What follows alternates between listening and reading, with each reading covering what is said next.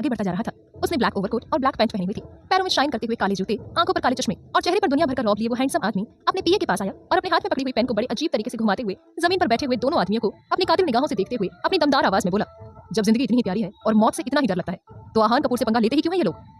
इतना कहकर आहान गुस्से से उन दोनों को देखने लगा। उसके पास में सिर झुकाकर खड़ा उसका पीए रोमिल डरते हुए बोला, बॉस ये दोनों मुंबई की टेक्सटाइल कंपनी के मालिक के आदमी हैं और उसी ने इन दोनों को हमारी कंपनी भेजा था ताकि हमारी पर्सनल इन्फॉर्मेशन लीक कर सके। रोमिल की बात सुनकर आहान की आंखें गुस्से से लाल हो गई। उसके लिए गुस्सा होना आम बात थी और अभी वही हो रहा था। आहान को बिजनेस में धोखा और बेईमानी बर्दाश्त नहीं थी और जो उसके साथ ऐसा करने की कोशिश भी करता है तो फिर उसे अपनी जान गंवा कर ही रहना पड़ता है, क्योंकि माफी नाम का शब्द जनाब की डिक्शनरी में नहीं है। इस वक्त आहान का चेहरा बहुत खतरनाक और आकर्षक दिख रहा था।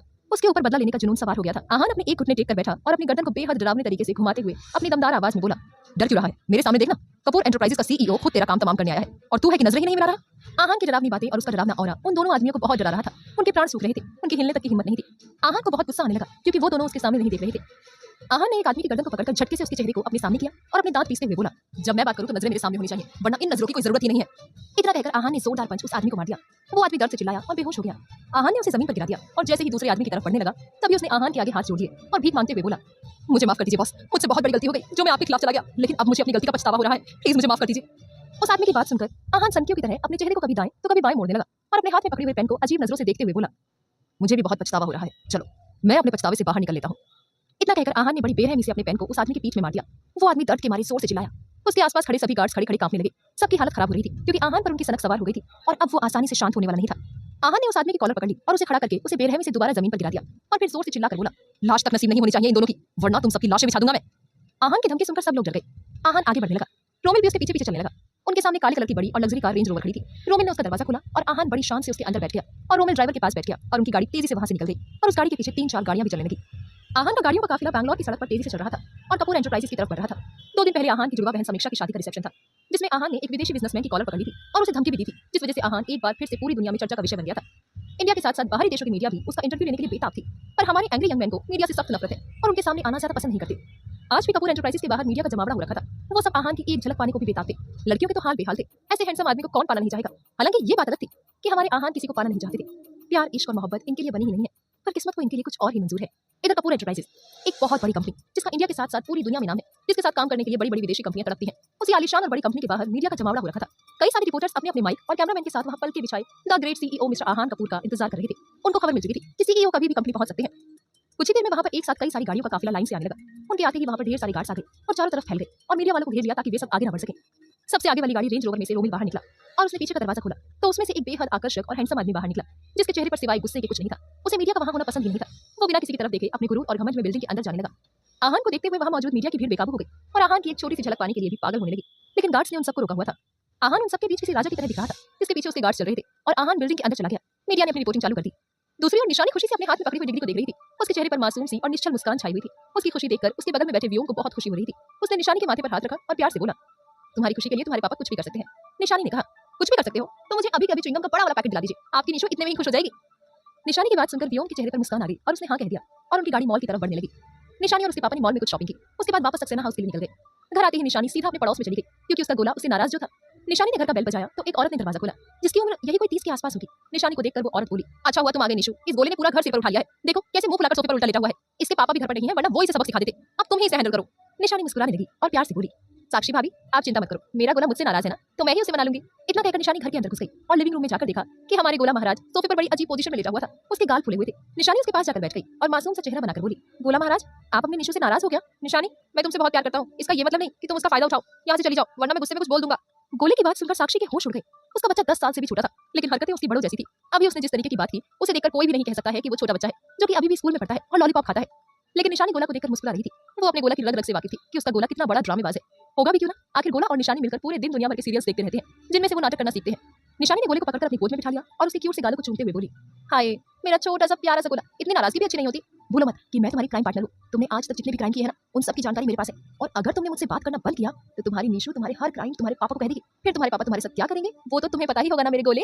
निशानी की बात सुनकर गोले ने अपने मुंह पर हाथ रख लिया और ड्रामे करते हुए बोला, अरे मेरी निशु मैंने तुम्हें आज तक इतना प्यार दिया, तुम्हारा साथ दिया, तुम्हारे साथ तरह तरह के गेम्स खेले, यहाँ तक कि तुमने मुझे जो जो सीरियल्स दिखाए वो सब मैंने देखे और तुम मुझे इस तरीके से धोखा दे रही हो, मेरे क्राइम के बारे में मेरे पापा को बता रही हो। ये उम्मीद नहीं थी मुझे तुमसे, लेकिन चलो फिर भी मैं तुम्हें माफ कर देता हूँ, दिल बड़ा है मेरा। गोले की बात सुनकर साक्षी और निशानी हंसने लगे। गोले ने उन दोनों को हंसते हुए देखा तो बोला, मेरी बात पर मत हंसो निशु, मैं फिर से नाराज हो जाऊंगा। गोले की बात सुनकर निशानी ने उसे कसकर अपने सीने से लगा लिया और प्यार से बोली, नहीं नहीं, अब हमें से कोई भी गोले पर नहीं हंसेगा। हमारा गोला कोई हंसने की चीज थोड़ी ना है, ये तो राजकुमार है हमारा, वो भी गोलू मोलू सा। निशानी की बात सुनकर गोला उसके चेहरे को प्यार से देखने लगा और उसका दीवाना होते हुए बोला, हाय तुम कितनी सुंदर हो, कितनी प्यारी हो और तुम्हारे अंदर से कितनी अच्छी खुशबू आती है। निशु तुम तो पूरे दिन मुझे अपने गले लगा कर रखा करो। निशानी मुस्कुराने लगी। तभी साक्षी उनके बगल में बैठकर बोली, गोला जी अभी तो जितना गले लगना है लग लो निशु के, क्योंकि जब इसकी शादी हो जाएगी तब इसके ऊपर सिर्फ और सिर्फ उसके पति का हक होगा, हमारा नहीं। फिर तो तुम अपनी निशु से मिलने के लिए भी तरसोगे, क्योंकि हमारी निशु अपने पति के साथ उसके घर रहेगी। इसलिए कह रही हूँ निशु की आदत कम डालो, वरना फिर रोना बैठे बैठे। साक्षी की बात सुनकर गोले ने कसकर निशानी को पकड़ लिया और बोला, ऐसा है तो निशु तुम मुझसे शादी कर लो, ताकि तुम मेरे घर पर रहोगी मेरे साथ। निशानी हंसने लगी और साक्षी बोली, बंदर कहेंगे, निशानी तुमसे नहीं बल्कि किसी हैंडसम से डैशिंग से लड़के से शादी करेगी, तो फिर मुझे निशानी के साथ दहेज में भेज देना, मैं वहां रह लूंगा और सारा काम भी करूंगा, गोला प्रॉमिस। निशानी गोले के माथे को चूमते हुए बोली, गोला जी इन सब बातों को छोड़िए और चलिए मेरे साथ, मैं आपको साइंस एग्जीबिशन में ले चलती हूँ, मजा आएगा। सच्ची मुच्ची। कुछ देर बाद गोला और निशानी तैयार होकर कार में बैठ गई और साइंस एग्जीबिशन के लिए निकल गए। निशानी इन सबसे अनजान थी कि अब से उसकी जिंदगी बहुत जल्द बदलने वाली थी, क्योंकि उसकी जिंदगी में एक ऐसी शख्सियत की एंट्री होने वाली थी जो निशानी की जिंदगी को पूरी तरह से बदल कर रख देगा। इधर कपूर एंटरप्राइजेस। शाम के 5 बज चुके थे। आहान की मीटिंग खत्म हो गई और वो अपने कोट को पहनकर बड़े स्टाइल से अपनी मीटिंग रूम से बाहर आए। उनके साथ साथ उनका पीए रोमिल भी चल रहा था और बोला, सर आपको बेंगलुरु के सबसे बड़े साइंस एग्जीबिशन में एज चीफ गेस्ट इनविटेशन आया है, क्या आप जाना चाहेंगे? आहान एटीट्यूड में बोला, मेरे पास इन सबके लिए वक्त नहीं है, इतना तुम्हें पता ही होना चाहिए। ओके सर, तो मैं कितना अमाउंट वहां डोनेट करवा दूं, क्योंकि मैंने सुना है वहां काफी दिव्यांग बच्चे भी आने वाले हैं। रोमिल की बात सुनकर आहान के कदम वहीं थम गए और वो गहरी सोच में गुम हो गया। कुछ देर बाद आहान अपनी दमदार आवाज में बोला, गाड़ी रेडी कराओ, हम वहां 10 मिनट से ज्यादा रुकेंगे नहीं। इतना कहकर आहान तेजी से अपने कैबिन में चला गया। उसके जाते ही रोमिल के चेहरे पर मुस्कान आ गई और वो बोला, पता नहीं इस मोम को पिलाने वाली कब आएगी। कुछ देर बाद आहान कपूर अपने काफिले के साथ अपनी गाड़ियों में बैठकर बेंगलुरु के सबसे बड़े साइंस एग्जीबिशन के लिए निकल गया। इधर निशानी और गोला की गाड़ी एक बड़ी सी बिल्डिंग के पार्किंग एरिया में आकर रुकी। निशानी ने गोले का हाथ पकड़ा और खुशी से दोनों उस बिल्डिंग के अंदर चले गए। उस बिल्डिंग के बड़े से हॉल में साइंस एग्जीबिशन चल रहा था, जहां पर काफी भीड़ इकट्ठा हुई थी और वहां पर ऐसी भी खबर फैल गई थी कि कपूर एंटरप्राइज के सीईओ मिस्टर आहान कपूर भी आज यहां पर आने वाले हैं एज चीफ गेस्ट। तो वहां मौजूद सभी लोग काफी एक्साइटेड थे आहान को साक्षात देखने के लिए, क्योंकि वो बहुत कम सोशल इवेंट्स में जाया करता था, उसे अकेले रहना ज्यादा पसंद था। आहान और निशानी का एक ही जगह पर पहुंचना कोई इत्तेफाक है या होने वाला है इनका आमना सामना? आखिर कैसी होगी आहान और निशानी की पहली मुलाकात? क्या निशानी भी हो सकती है आहान के गुस्से का शिकार, या होगी इनकी कोई अलग टकरार? जानने के लिए सुने अगला एपिसोड। और गोला एक दूसरे का हाथ पकड़कर मजे से उस साइंस एग्जीबिशन में घूम रहे थे। वहां पर काफी भीड़ थी जो खास तौर पर आहान के लिए इकट्ठा हुई थी। बिल्डिंग के बाहर गाड़ियों का काफिला लाइन से आने लगा और एक साथ सभी काली गाड़ियां पार्किंग एरिया में एंटर हुई। आहान कपूर आ चुका था। उसके आने की खबर सुनकर ही भीड़ बेकाबू हो गई थी और चारों तरफ हड़कंप मच गया था। निशानी और गोला एक दूसरे को हैरानी से देखने लगे कि यहाँ पर हो क्या रहा है। गोले ने निशानी का हाथ पकड़कर खींचा और बोला, निशु मुझे लगता है कोई सेलिब्रिटी आने वाला है, वाओ कितना मजा आएगा, हम उसके साथ सेल्फी लेंगे और फिर व्हाट्सएप पर स्टेटस लगाकर अपने पड़ोसी मोंटी को चढ़ाएंगे। गोले की बात सुनकर निशानी के चेहरे पर भी शरारती मुस्कान आ गई और वो बोली, वैसे आइडिया बुरा नहीं है गोले, ढेर सारी सेल्फी लेंगे और उस मोंटी की हवा राइड कर देंगे, तुम्हें बहुत परेशान करता है ना वो। गोला खुशी से निशानी के गले लग गया और वो दोनों गौर से हॉल के मेन गेट की तरफ देखने लगे जहां से आहान कपूर आने वाले थे। बाहर मीडिया की भीड़ जमा हो चुकी थी। आहान अपनी गाड़ी में बैठा हुआ बाहर जमा हुई मीडिया को गुस्से से देख रहा था, जैसे वो उन सबको कच्चा खा जाएगा। आहान ने अपनी मुट्ठी भींच ली और गुस्से में बोला, आई जस्ट हेट देम। इधर आहान की बात सुनकर रोमिल घबरा गया। वो जल्दी से गाड़ी से बाहर निकल आया और अपने गार्ड्स की मदद से मीडिया को कवर कर लिया ताकि कोई भी आहान बॉस को परेशान न करे। गार्ड्स ने सभी मीडिया वालों को कवर कर लिया और रोमिल ने गाड़ी का दरवाजा खोला तो उसमें से हमारे गुस्सैल और बेदिल सीईओ अपने रॉब से बाहर निकल आया। हॉल के अंदर निशानी और गोला कब से सेलिब्रिटी का इंतजार कर रहे थे, पर अभी तक कोई आया ही नहीं था। गोले ने मुंह बनाया और बोला, सेलिब्रिटी को तो हमारी चिंता ही नहीं है, वो तो अंदर आ ही नहीं रहे हैं, लगता है वो बहुत घमंडी इंसान है, उनके बहुत भाव चढ़ गए हैं। निशानी गोले के सामने आई और अपने घुटनों पर बैठकर उसके चेहरे पर पकड़कर बोली, मेरे प्यारे से गोले, हम उसका इंतजार करते ही नहीं है, हमारा टाइम वेस्ट ही होगा, इससे अच्छा है हम दोनों यहाँ पर आराम से घूमते हैं, चलो। गोला खुश हो गया। उसने निशानी के हाथ को कसकर पकड़ लिया और वो दोनों आराम से साइंस एग्जीबिशन को देखने लगे और खुशी से झूमने लगे। उन दोनों को एक दूसरे का साथ बहुत अच्छा लगता था, उन्हें किसी और की जरूरत ही नहीं थी। निशानी गोले का हाथ पकड़कर घूम रही थी और उसे सब चीजें दिखा रही थी। तभी हॉल के मेन गेट पर भीड़ इकट्ठा हो गई और पूरे हॉल में हल्ला मच गया, क्योंकि आहान कपूर वहां पहुंच गया था। इस भीड़ से और इस हड़कंप से निशानी को कोई फर्क नहीं पड़ा। उसने इन सब पर ध्यान ही नहीं दिया और आगे बढ़ती जा रही थी। लेकिन हमारे गोले महाराज का ध्यान बार बार उस दरवाजे की तरफ जा रहा था जहां पर बहुत ज्यादा भीड़ इकट्ठी हो रखी थी। सब लोग बेचैन होकर और उतावले होकर आहान कपूर के आगे भीड़ करके खड़े थे। आहान सबको इग्नोर करता हुआ आगे बढ़ता जा रहा था। गोले को भी उत्सुकता हो रही थी कि वो भी जाकर देखे कि कौन आया है, कौन इतना बड़ा सेलिब्रिटी है जिसके पीछे सब लोग इतने पागल हो रहे हैं। मौका पाते ही गोले ने निशानी से अपना हाथ छुड़ा लिया और वहां से भाग गया। निशानी तो उसे देखती ही रह गई और उसके पीछे पीछे भागने लगी, लेकिन तब तक गोला गायब हो चुका था और उस भीड़ के अंदर घुस गया था। गोला उसे अपनी छोटी आंखें करते हुए देखने लगा और अपने मन में बोला, कितने हैंडसम है ये तो, पर घमंडी भी है और बहुत भाव खाते हैं। सब लोग खुशी से इनको देख रहे हैं पर ये तो सबको इग्नोर कर रहे हैं। मुझे लगता है इनको बहुत ज्यादा एटीट्यूड है, ये तो गलत बात है ना, सब लोग तो इनसे बात करना चाहते हैं। गोले महाराज ने ठान ली थी कि वो आज हमारे गुस्सैल सीईओ से बात करेंगे और उन्हें समझाएंगे कि लोगों से हंसकर और खुशी से बात की जाती है। गोले ने बड़ी शान से अपने शर्ट की कॉलर को ठीक किया और अपने हाथ में पहनी हुई कार्टून वाली घड़ी को ठीक किया और आहान की तरफ बढ़ने लगा। उसने आहान के गार्ड को भी चकमा दे दिया और छोटी सी जगह से निकलकर सीधा जाकर आहान के सामने खड़ा हो गया। आहान तेजी से आगे बढ़ रहा था, लेकिन तभी उसके सामने एक छोटा सा बच्चा आकर खड़ा हो गया था। उसके कदम वहीं थम गए और आहान उसे अपने चश्मे में से घूरने लगा। आहान और गोला एक दूसरे को घूर रहे थे। वही निशानी परेशान होकर गोले को ढूंढ रही थी। पता नहीं उसका छोटा सा गोलू मोलू गोला कहाँ गुम हो गया था। वहां मौजूद सब लोग आहान और गोले को देखने लगे, जो खामोशी से एक दूसरे को देख रहे थे। आहान का पीए रोमिल आगे आया और गोले को देखते हुए बोला, छोटे बच्चे ऐसे बड़ों का रास्ता नहीं रोका करते, चलो साइड में हटो। गोले ने रोमिल को अपना छोटा सा हाथ दिखाया और बोला, देखो अंकल, मुझे इन हैंडसम अंकल से बात करनी है तो आप हम दोनों के बीच में बताओ, वरना मैं नाराज होकर यही फर्श पर बैठ जाऊंगा और शाम तक हिलूंगा भी नहीं। रोमिल तो उसकी बातें सुनकर हैरान रह गया और बोला, बेटा शाम की बात करते हो, यहाँ रात होने को आई है। गोला झेप गया और इधर उधर देखते हुए बोला, मैं कल शाम तक यहाँ बैठा रहूंगा, मैंने कहा कि मैं आज शाम तक यहाँ बैठा रहूंगा, आप मेरी बातों को समझो, शब्दों को नहीं। इतना कहकर गोला वापस आहान की तरफ देखने लगा, जिसके चेहरे पर कोई भाव नहीं थे। वो एक तक गोले को देखे जा रहा था। कोई समझ नहीं सकता था कि आहान के अंदर अभी क्या चल रहा है। गोले ने गहरी सांस ली और काफी सीरियस होकर बोला, देखिए अंकल, आप बहुत हैंडसम हैं, लेकिन उतने ज्यादा गुस्से वाले भी हैं। आपको पता है, मैं और मेरी निशु, हम दोनों आपके साथ सेल्फी लेने वाले थे। हम दोनों ने तो आपका कितना इंतजार किया, लेकिन आप आए ही नहीं। मुझे तो तभी पता चल गया था कि आप बहुत भाव खाते हैं। इतना भाव नहीं खाना चाहिए। देखो मैं कितना छोटा सा और मासूम सा हूँ, और मेरी निशु तो बहुत खूबसूरत है। आप तो उसे देखोगे ना तो उसके पीछे पागल हो जाओगे, लेकिन मैं आपको पागल होने नहीं दूंगा, क्योंकि निशु सिर्फ मेरी है। हाँ, वो शादी किसी और से करेगी, लेकिन मैं दहेज में उसके साथ जाने वाला हूँ। और अंकल, मुझे आपसे इतना ही कहना है कि आप थोड़ा स्माइल किया करो। मैं पक्का कह सकता हूँ कि जब आप स्माइल करोगे ना, तो आप इस दुनिया में सबसे ज्यादा खूबसूरत लगोगे। गोली की बात सुनकर वहां मौजूद सभी लोगों के होश उड़ गए। कोई छोटा बच्चा इतनी बड़ी बड़ी बातें कैसे कर सकता है? रोमिल को तो बहुत हंसी आ रही थी, क्योंकि आज तक किसी की इतनी हिम्मत नहीं थी कि वो आहान कपूर के सामने जाकर उसे कह सके कि उसे थोड़ी स्माइल करनी चाहिए। लेकिन इस बच्चे में वो हिम्मत है और जज्बा है, और उसने आज प्रूफ करके दिखा दिया। उसने the great angry young man के सामने खड़े होकर उसे स्माइल करने के लिए कहा, और उसे कहा कि उसे गुस्सा थोड़ा कम करना चाहिए। रोमिल को बहुत हंसी आ रही थी, लेकिन वो हंस नहीं सकता था, क्योंकि उसे पता था आहान को पता चला तो वो उसकी बैंड बजा देगा। गोली की बात सुनकर भी आहान के चेहरे पर कोई भाव नहीं आए थे, जैसे उसे कोई फर्क ही ना पड़ा हो। वो अभी भी उसी तरीके से गोली को देखे जा रहा था। उसके चेहरे के हाव भाव में कोई परिवर्तन नहीं आया था। वो पत्थर दिल अभी भी वैसा ही था। एक छोटे से बच्चे के कहने के बावजूद आहान को कोई फर्क नहीं पड़ा। आहान ने गहरी सांस ली और एटीट्यूड से बोला, इस बच्चे को तुम हटाओगे या मैं तुम्हें हटाऊं? रोमिल डर गया और आगे बढ़ने लगा और गोले को अपनी गोद में उठाने लगा। रोमिल आगे बढ़कर जैसे ही गोले को अपनी गोद में उठाने लगा, तभी गोला आहान के पैरों से लिपट गया। रोमिल की हवा टाइट हो गई। उसे पता था कि आहान को ये सब बिल्कुल पसंद नहीं है। अब वो इस बच्चे को छोड़ेगा नहीं। आहान ने अपना चश्मा हटाया और अपने पैरों से लिपटे गोले के हाथ को पकड़कर उसे अपने आप से दूर कर दिया और वहां से जाने लगा। तभी गोला वापस उसके पास आया और अपनी गर्दन उठाकर उसे देखने लगा। आहान भी उसे घूरने लगा और इस बार अपनी भारी आवाज में बोला, तुम्हारे पास काम नहीं है, अच्छी बात है, लेकिन डोंट डिस्टर्ब मी, मेरे रास्ते से हट जाओ। मुझे अपनी गोद में ले लो ना, मैं बहुत भारी नहीं हूँ। निशु तो मुझे कई बार गोद में उठाती है और घुमाती है। मुझे आप बहुत अच्छे लग रहे हो, बस थोड़ा भाव कम खाया करो। बाकी तो मैं निशु के बाद आपको पसंद करने लगा हूँ। आहान को अब गुस्सा आने लगा था। उसने गुस्से से रोमिल को घूरा और जोर से बोला, ये अजीब बच्चा किसके साथ है? आहान की आवाज सुनकर निशानी का दिल धक धक करने लगा। निशानी आगे बढ़ने लगी और लोगों से विनती करते हुए भीड़ में शामिल होकर आगे बढ़ने लगी। तभी उसे उसका गोला दिखाई दिया, जो किसी लंबे से आदमी के सामने खड़ा होकर उसे देख रहा था। निशानी ने अपना माथा पीट लिया और अपनी आकर्षक आवाज में बोली, गोले, वहां क्या कर रहे हो यार? निशानी की हसीन और आकर्षक आवाज जब आहान के कानों में गूंज उठी, तो उसे पहली बार बड़े अजीब से एहसास होने लगे। उसके सीने में हलचल होने लगी। उसने इतनी प्यारी और खूबसूरत आवाज पहली बार सुनी थी, लेकिन ये आवाज आ कहां से रही थी? निशानी की आवाज सुनकर गोला खुश हो गया और निशानी को ढूंढने लगा।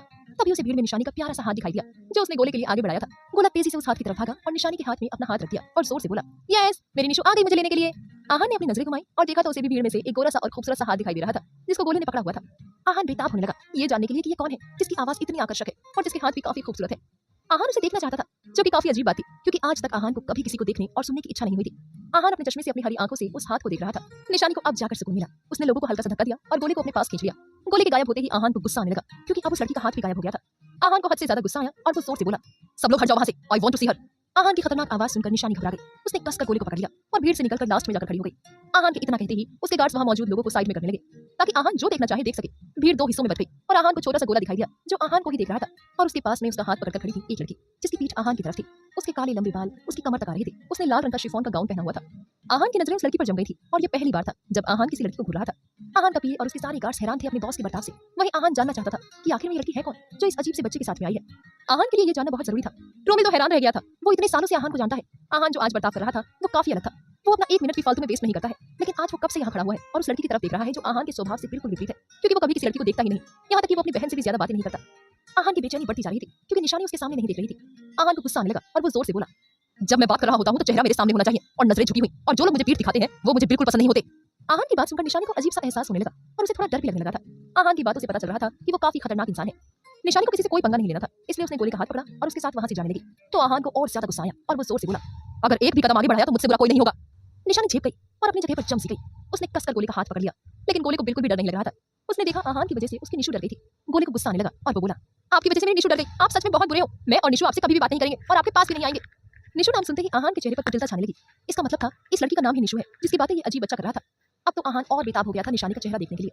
गोले की बात सुनकर निशानी ने उसे अपनी तरफ खींच लिया और दबी आवाज में बोली, तुम अपना मुंह बंद रखो, जब देखो तब किसी से भी पंगा ले लेते हो। चुपचाप हट चलो, फिर बताती हूँ मैं तुम्हें। आहान ने उन दोनों को देखा और फिर से अपनी दमदार और जुनूनी आवाज में बोला, तुम मेरे सामने देख रही हो या मैं तुम्हारे सामने आकर खड़ा हो जाऊं? आहान की बात सुनकर निशानी घबरा गई। उसने कसकर गोले का हाथ पकड़ा और तेजी से वहां से भागने लगी। आहान तो उसे देखता ही रह गया। निशानी हॉल के गेट पर पहुंची। आहान अभी भी उसे ही देख रहा था। निशानी ने एक बार पलट कर देखा तो उसके हसीन और खूबसूरत चेहरे को देखकर आहान अंदर तक हिल गया था। वो अपनी जगह पर जम सा गया था। निशानी की काली बड़ी आंखें, उसके लाल पतले होठ, गोरी गोरी और भरे हुए उसके गाल, चेहरे पर घबराहट और बेचैनी उसे बहुत खूबसूरत बना रहे थे। आहान तो उसे देखता ही रह गया था। आहान को खुद को पता नहीं था कि वो क्या कर रहा है और किस दिशा में बढ़ रहा है। निशानी ने वापस अपनी नजरें फेर ली और तेजी से वहां से बाहर निकल गई। निशानी ने आहान को नहीं देखा था और वो गोले का हाथ पकड़कर उसे खींचते हुए बाहर पार्किंग एरिया में आ गई। अंदर हॉल के बीचों बीच खड़े आहान के अंदर बहुत कुछ बदल गया था। उस लड़की की एक झलक ने आहान को हिलाकर रख दिया था। आखिर क्या होगा आहान और निशानी के इस मिलन का अंजाम? क्या निशानी कभी इतने गुस्सैल आहान को अपना पाएगी, या इस मुलाकात ने दोनों को कर दिया है दूर? आखिर पहली बार आहान का दिल सिर्फ निशानी को देखकर क्यों धड़का, और क्या वो निशानी को बना लेगा अपनी कोई नई जिद? जानने के लिए सुनिए अगला एपिसोड।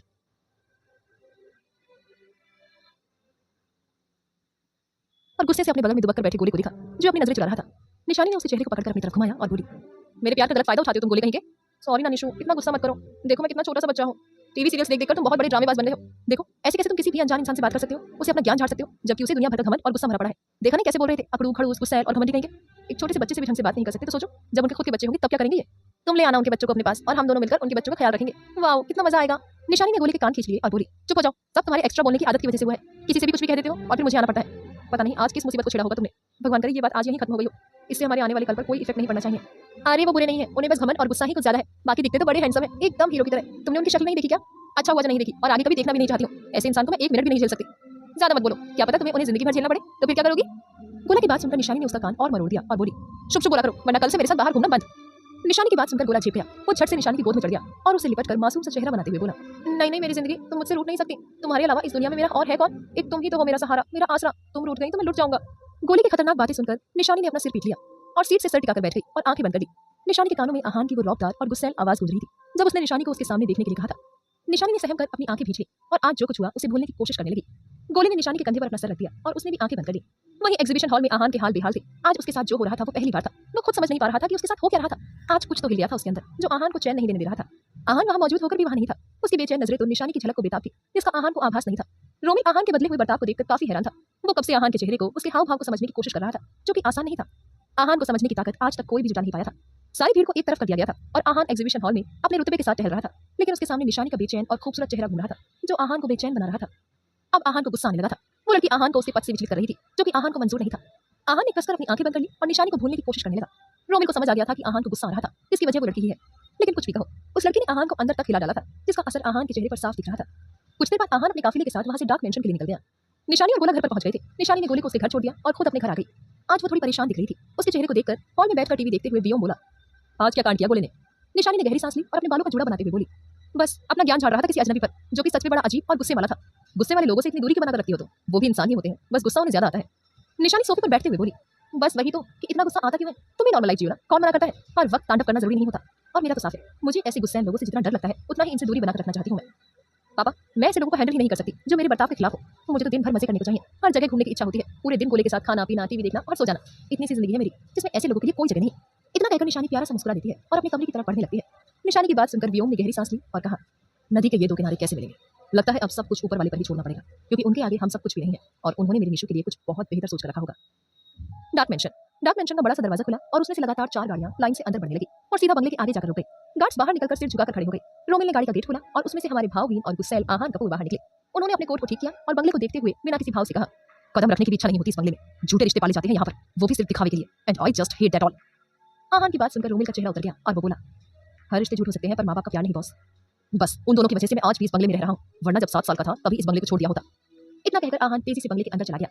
जैसे ही वो बंगले के मेन गेट से अंदर हॉल में आया, तभी उसके सामने एक छोटी सी बच्ची भागती हुई आई और उसको उम्मीद भरी निगाहों से देखने लगी। आहान ने उस बच्ची को इग्नोर किया और आगे बढ़ने लगा। तभी वो बच्ची बड़ी मासूमियत से बोली, आई लव यू बड़े भैया। आहान ने अपनी आंखें कसकर बंद कर ली और अपनी भावनाओं को एक बार फिर से दफनाकर वहां से तेजी से अपने कमरे की तरफ चला गया। उस मासूम सी छोटी सी बच्ची का दिल दुखने लगा। तभी रोमिल उसके पास आया और उसके माथे पर हाथ रखकर प्यार से बोला, मिनी तुम सोई नहीं अभी तक। आपको तो पता है ना, सोने से पहले एक बार भैया का हैंडसम सा चेहरा देखती हूँ, उसके बाद मुझे नींद आती है। रोमिल मुस्कुराते हुए बोला, अब देख लिया ना, तो चलो अब सो जाओ, कल तुम्हें स्कूल भी तो जाना है। मैंने अपने आप को चपत लगाते हुए बोली, अरे मैं तो भूल ही गई थी कि कल मुझे स्कूल जाना है। Okay bye, good night Romu. इतना कहकर हंसते हुए मिनी वहां से भाग गई। रोमिल भी मुस्कुराते हुए वहां से चला गया। आहान बंगले के सबसे ऊपरी फ्लोर पर पहुंच गया, जहां पर उसका कमरा था, जिसका दरवाजा सिर्फ आहान के फिंगरप्रिंट से ही खुलता था। आहान ने अपना अंगूठा लगाया और दरवाजा खुल गया। आहान अपने कमरे में आया, गेट बंद हो गया। आहान ने अपने कोट को उतारकर सोफे पर फेंक दिया और अपने शर्ट की स्लीव्स को फोल्ड करते हुए एक दीवार की तरफ बढ़ा, जहां पर एक बड़ा सा बुक शेल्फ बना हुआ था। आहान ने एक बुक को बाहर निकाला तो उस दीवार में से एक रास्ता बन गया और आहान उसके अंदर चला गया। अंदर एक बड़ा सा कमरा था, जिसमें सिर्फ एक झूमर की लाइट जल रही थी। उस कमरे में कुछ भी नहीं था, वो खाली था, लेकिन उसकी दीवारों पर खूबसूरत पेंटिंग लगी हुई थी, जो नायाब थी, एक से बढ़कर एक थी। उन्हें देखकर ऐसा लगता था जैसे किसी ग्रेट पेंटर ने उन पेंटिंग को बनाया है, और वो ग्रेट पेंटर कोई और नहीं बल्कि आहान कपूर ही है। किसी को पता नहीं है कि आहान रात रात भर अपने सीक्रेट रूम में बैठकर पेंटिंग्स बनाता है और अपने अकेलेपन को दूर करता है। आहान ने अपनी पेंटिंग ब्रश लिया और स्टैंड पर लगे पेपर पर कुछ पेंट करने लगा। आहान की आंखों में उस पेंटिंग को बनाते वक्त शिद्दत और जुनून साफ साफ दिखाई दे रहा था। जैसे जैसे वो पेंटिंग बन रही थी, वैसे वैसे आहान के चेहरे पर सनक सवार हो रही थी। कुछ ही देर में पेंटिंग बनकर तैयार हो गई थी, जो कुछ इस प्रकार थी। आहान ने इस तस्वीर पर हाथ रखा और डरावने तरीके से अपने चेहरे को कभी दाईं तरफ मोड़ता तो कभी बाईं तरफ। उस झूमर की रोशनी में आहान बेहद आकर्षक पर उतना ही सनकी इंसान दिख रहा था, जिसे देखकर कोई भी डर जाए।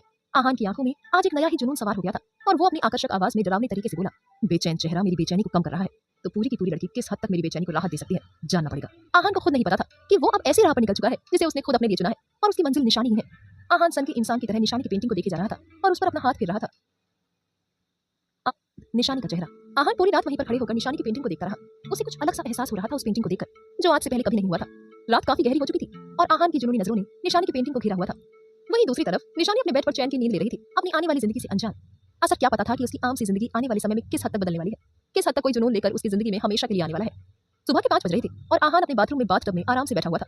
उसके बदन पर एक भी कपड़ा नहीं था, आंखों में जुनून और शिद्दत साफ दिख रही थी।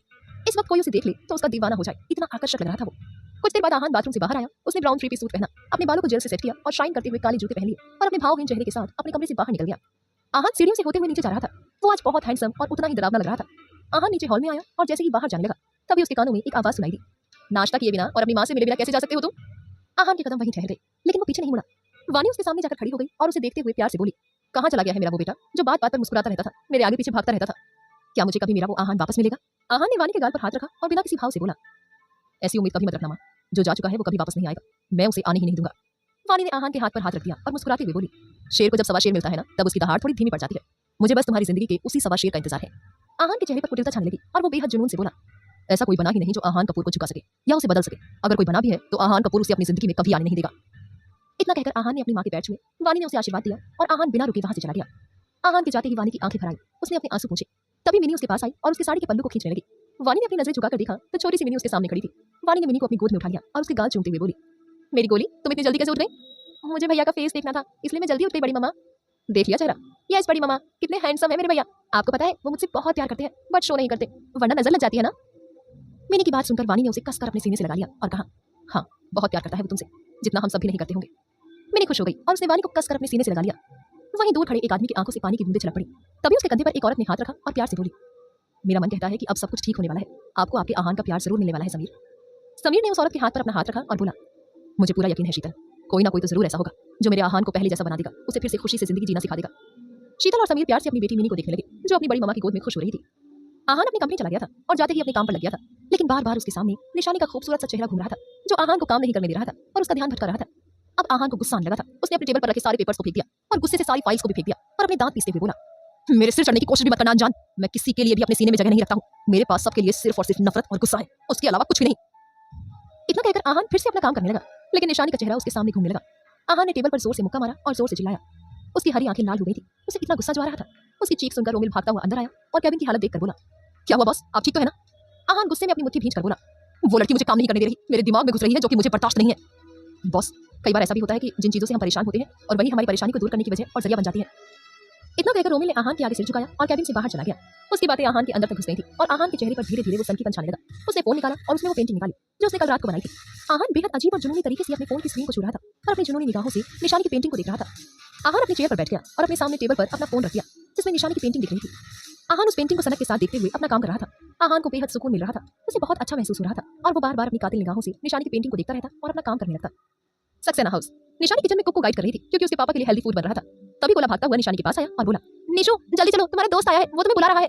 निशानी के चेहरे पर मुस्कान आ गई। वो तेजी से किचन से बाहर आई तो उसने देखा एक लड़का जिसकी उम्र यही कोई 25 साल के आसपास होगी, हॉल में सोफे पर बैठा हुआ व्योम से बातें कर रहा था। निशानी उसके पास आई और बोली, हाय ध्रुव। निशानी की प्यारी सी आवाज सुनते ही ध्रुव के चेहरे पर मुस्कान आ गई। उसने निशानी की तरफ देखा और बोला, मिल गया टाइम अपने दोस्त के लिए? यस, मिल ही गया। अंकल, मैं आप दोनों से नाराज हूँ, आप दोनों मेरे भाई की शादी में नहीं आए। बेटा, तुम्हें तो पता ही है, हमें उस वक्त न्यूयॉर्क जाना पड़ा विवान से मिलने के लिए, तो नहीं आ पाई दोनों, तो फिर अब आपको आना पड़ेगा। अब हमारी फैमिली की तरफ से ग्रैंड रिसेप्शन रखा गया है कल होटल में, तो आप दोनों को और साथ में इस गोले को भी आना है। और इस बार कोई बहाना नहीं चलेगा, भैया आ नहीं पाए वरना वो खुद आपको इनवाइट करने आते। वैसे कहाँ शादी की है तुम्हारे बड़े भाई ने? भाई की लव मैरिज है, वो भी समीक्षा कपूर से, यानी कि समय कपूर की इकलौती बेटी और आहान कपूर की बहन। कपूर फैमिली की तरफ से तो रिसेप्शन हो गया था, जिसमें वो बहुत बड़ा हंगामा भी हुआ था। उनके गुस्सैल भाई ने तांडव मचाया था उस रात को, और अब हमारी तरफ से रिसेप्शन है जिसमें आप तीनों को आना ही पड़ेगा। आहान का नाम सुनते ही निशानी का दिल धक धक करने लगा था। उसे पता नहीं क्यों पर ये नाम सुनकर अजीब से एहसास हो रहे थे, जिस वजह से उसके गाल भी लाल हो रहे थे और उसके कान गर्म हो रहे थे। उसे ऐसा लग रहा था जैसे आहान से उसका कोई लेना देना है। निशानी अपने आप को शांत करने लगी। वहीं आहान का नाम सुनते ही व्योम के चेहरे पर मुस्कान आ गई। इसका मतलब ध्रुव की भाभी आहान की सगी बहन है। व्योम ने तुरंत हाँ कह दिया रिसेप्शन में आने के लिए, लेकिन निशानी नहीं जाना चाहती थी, पता नहीं क्यों, पर उसे वहां जाना ही कुछ अजीब सा लग रहा था। पर अपने पापा की बात को वो टाल नहीं सकती थी। ध्रुव खुश हो गया और निशानी के सामने देखने लगा, जो नजरें झुकाकर खड़ी थी। ध्रुव ने प्यार से निशानी को देखा और कहा, कल तुम नहीं आई ना तो मैं तुमसे बात नहीं करूंगा, सोच लेना। पापा ने कहा है ना तो हम तीनों जरूर आएंगे ध्रुव। ध्रुव के दिल को अब जाकर सुकून मिला कि निशानी आ रही थी। वो लोग मिलकर बातें करने लगे और निशानी फिर से किचन में चली गई और च्युइंगम चबाने लगी क्योंकि उसे काफी बेचैनी हो रही थी। गोला उसके साथ किचन में चला गया और उसके इर्द गिर्द घूमने लगा। Dark mention. समय वानी, समीर और शीतल हॉल में बैठे हुए थे और उनके सामने समीक्षा के सास ससुर बैठे हुए थे, मिस्टर एंड मिसेस मेहता। सब लोग आपस में बातें कर रहे थे। समय जी, आपको और आपके पूरे परिवार को सादर निमंत्रण है कल के फंक्शन के लिए। उम्मीद करता हूँ आप सब पधारकर फंक्शन की शोभा बढ़ा देंगे, और हाँ, आहान को भी लेकर आना, हमें आप सबका इंतजार रहेगा। जी, हम सब जरूर आएंगे, आखिर में हमारी बेटी और दामाद का रिसेप्शन जो है। सब लोग इसी तरह बातें करने लगे। आहान की चाशनी। शाम के 5 बजे पूरे बैंगलोर शहर में आधे घंटे से लगातार मूसलाधार बारिश हो रही थी, जो रुकने का नाम ही नहीं ले रही थी। पूरे शहर की सड़कें भीग चुकी थी और पूरे शहर में जगह जगह पर ट्रैफिक जमा हुआ था। बेंगलुरु शहर के सबसे व्यस्ततम नेशनल हाईवे पर ट्रैफिक पिछले आधे घंटे से जाम था, जिस वजह से वहां पर काफी लोग फंसे हुए थे। उसी ट्रैफिक के बीच में एक लग्जरी ब्लैक कलर की गाड़ी खड़ी थी, जिसमें हमारा हैंडसम और सन की सीईओ गुस्से से बैठा हुआ था। आहान के लिए उसका एक एक मिनट बेहद कीमती होता है। उसे किसी मीटिंग में जाना था, जिस वजह से आज वो खुद ड्राइविंग करके जा रहा था, लेकिन पिछले आधे घंटे से वो इस ट्रैफिक में फंसा हुआ था, जिस वजह से उसे बहुत गुस्सा आ रहा था। उसके लिए बारिश का होना ना होना कोई मतलब नहीं देता, क्योंकि उसके अंदर ऐसी कोई भावना ही नहीं है जिससे वो बारिश की खूबसूरती को महसूस कर सके। वो एक तक सामने रेड लाइट को देख रहा था कि कब वो लाइट ग्रीन हो और वो अपनी तेज रफ्तार से वहां से निकल जाए। आहान गुस्से में जल रहा था। उसका मन कर रहा था कि वो गाड़ी से बाहर निकले और वहां पर हंगामा खड़ा कर दे, लेकिन वो ऐसा कुछ नहीं करना चाहता था, वरना फालतू में वहां पर मीडिया इकट्ठा हो जाती और न्यूज वालों को एक और ब्रेकिंग न्यूज मिल जाती। आहान सामने देख रहा था और तभी उसकी नजर पड़ी सड़क किनारे पर दो छोटे छोटे बच्चे पेड़ के नीचे खड़े और घबरा रहे थे। उन्हें सड़क क्रॉस करते हुए डर लग रहा था, क्योंकि वहां बहुत तेज बारिश हो रही थी और कोई बच्चों की मदद के लिए नहीं आ रहा था। सभी उन बच्चों को इग्नोर कर रहे थे। बच्चों की मासूमियत देखकर किसी को कोई फर्क ही नहीं पड़ रहा था। दोनों बच्चों ने अपना हाथ पकड़ा हुआ था और बार बार सड़क क्रॉस करने की कोशिश कर रहे थे, लेकिन डर के मारे वापस पीछे हट जाते। आहान उनको बिना पल के झपकाए देखने लगा। हालांकि उसको बच्चे बिल्कुल भी पसंद नहीं थे, लेकिन वो किसी को भी मुसीबत में नहीं देख सकता था। आहान ने अपनी नजरें फेर ली और सामने देखने लगा। तभी उसकी गाड़ी के सामने से एक लड़की गुजरी, जिसके हाथ में छाता था। आहान उस लड़की को देखने लगा। वो लड़की उन छोटे बच्चों के पास पहुंची और अपने घुटनों के बल बैठ गई। उसने दोनों बच्चों के हाथ को पकड़ा और कहा, छोटे छोटे बेबीज, आप दोनों यहाँ क्या कर रहे हो? आपको घर नहीं जाना? देखो कितनी तेज बारिश हो रही है, कहीं गुम हो जाओगे तो आपके मम्मी पापा को आपकी कितनी चिंता होगी, है ना?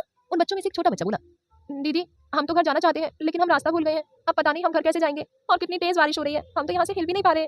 उस बच्चे की प्यारी सी बात सुनकर निशानी के चेहरे पर मुस्कान आ गई। उसने बच्चे के गाल पर हाथ रखा। आहान अभी भी उस लड़की को देख रहा था। हालांकि उसने उस लड़की की शक्ल को नहीं देखा था, लेकिन जब उसने लड़की के हाथ को देखा तो वो तुरंत पहचान गया कि ये वही लड़की है जो उसे उस दिन साइंस एग्जीबिशन में मिली थी, जिसकी शक्ल देखने के लिए वो बेताब हो गया था।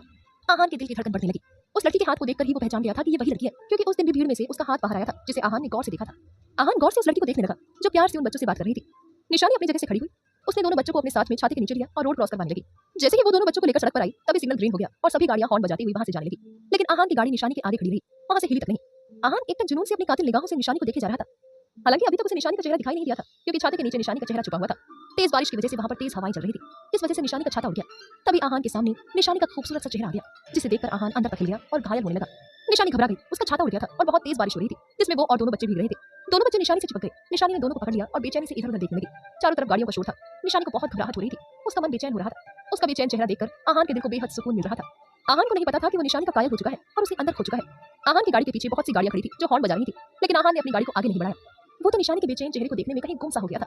गाड़ी का हॉर्न बहुत तेज होता जा रहा था, जिसकी आवाज आहान के कान में सुनाई दी।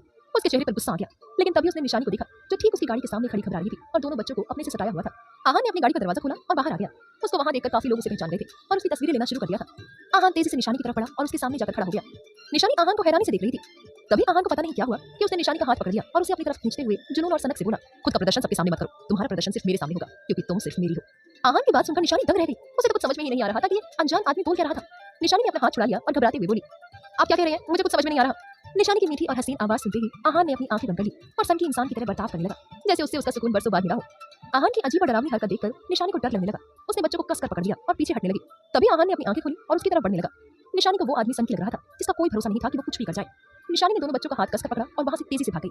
आहान अपनी जगह पर ही रुक गया। उसने बड़ी आकर्षक तरीके से अपने बालों में हाथ फेरा और जुनून से भागती हुई निशानी को देखने लगा और बेहद आकर्षक तरीके से बोला, जिस रास्ते पर अब तुम चल रही हो उसकी मंजिल आहान कपूर ही है। वैसे मीठे से मुझे सख्त नफरत है, लेकिन आज तुम्हारी मीठी आवाज सुनकर इस दिल को बहुत राहत मिली है। चाशनी सी मीठी हो और उतनी ही खतरनाक भी, मेरी चाशनी। दीवानगी और पागलपन आहान के चेहरे पर साफ साफ नजर आ रही थी। इस तेज मूसलाधार बारिश में आहान कपूर जितना ज्यादा हैंडसम और आकर्षक लग रहा था, उससे कई गुना ज्यादा डरावना और सनकी लग रहा था। निशानी इन सबसे अनजान थी कि उसकी आने वाली जिंदगी में कितने सारे हंगामे और तूफान खड़े होने वाले हैं। उसकी जिंदगी आहान कपूर के हाथ में जाने वाली थी, जिस आदमी की सनक उसे किसी भी हद तक पहुंचा सकती है। आहान काफी देर तक वहां सड़कों के बीचों बीच खड़ा रहा और उस रास्ते को जुनून से देखता रहा जहां से निशानी उससे दूर भागी थी। अब तक पूरे शहर और देश में ये खबर फैल गई थी कि कपूर एंटरप्राइजेस के सीईओ मिस्टर आहान कपूर बीच सड़क पर खड़े हुए थे और बड़ा अजीब बर्ताव कर रहे थे। कुछ देर पहले उनके सामने एक लड़की और दो छोटे बच्चे भी दिखाई दिए थे। आहान कपूर ने तो उस लड़की का हाथ तक पकड़ लिया था, पर वो लड़की डर के मारे वहां से भाग गई। ये आज की ब्रेकिंग न्यूज बन गई थी और चारों तरफ फैल गई थी। निशानी का चेहरा साफ नहीं आया था न्यूज में, पर आहान कपूर ही हाईलाइट हो रहे थे।